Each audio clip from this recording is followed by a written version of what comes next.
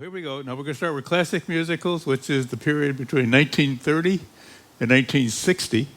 And there were over 1,000 musicals made during that time.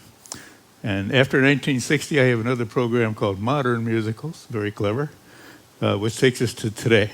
So musicals were, of course, a natural genre to show off the new sound technology that was being developed in the 1920s.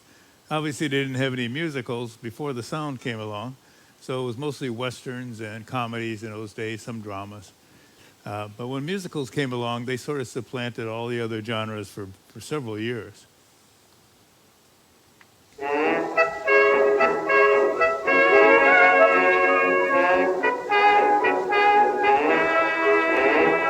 Yesterday I heard a lover sigh. The Jazz Singer, starring Al Jolson, released in 1927 from Warner Brothers, was the first to include an audio track.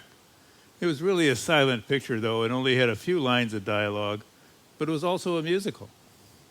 In 1928, Warner Brothers came up with yet another Jolson part talkie called The Singing Fool, which was a blockbuster hit, and now the theaters got the idea, and they scrambled around and started installing sound equipment.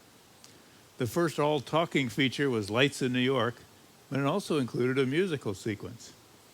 In less than a year, all the major studios were making sound pictures exclusively.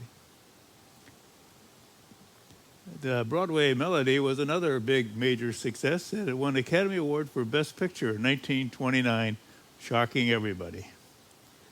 This was followed by the first all-color film, which was called On with the Show. However, the most popular film in 1929 was Gold Diggers of Broadway, a musical.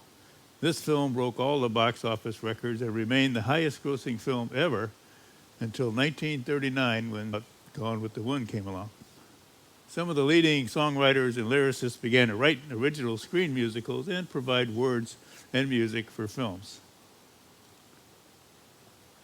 The studio most associated with all-star extravaganzas and review-type productions was MGM.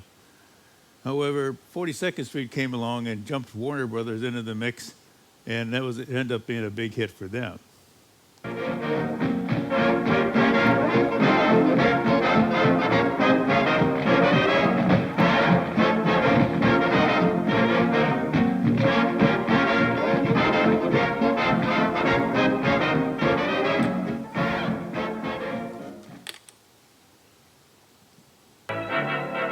I just got an invitation through the mail. Your presence requested this evening is formal. Top hat, white tie, and tail. These two were among the most popular and highly respected personalities in all of Hollywood, during the classical era anyway. They made a total of 10 movies together, 9 with RKO, and 1, The Barclays of Broadway, with MGM. Fred Astaire's stage, film, and television career spanned 76 years, in which he made 31 musical films. He was named the 5th greatest male star of old Hollywood by the American Film Institute.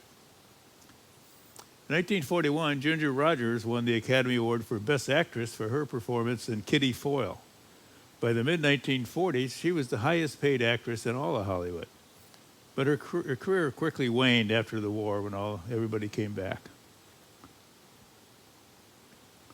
Follow the Fleet was extremely successful at the box office. During 1936, Astaire recorded hit versions of Let Yourself Go, I'm Putting All My Eggs in One Basket, and Let's Face the Music and Dance, all from this one film. Tony Martin and Lucille Ball made their screen debuts in this movie, and RKO went so far as to borrow Randolph Scott from Paramount just to add a little star power. Let's enjoy the music and the dance.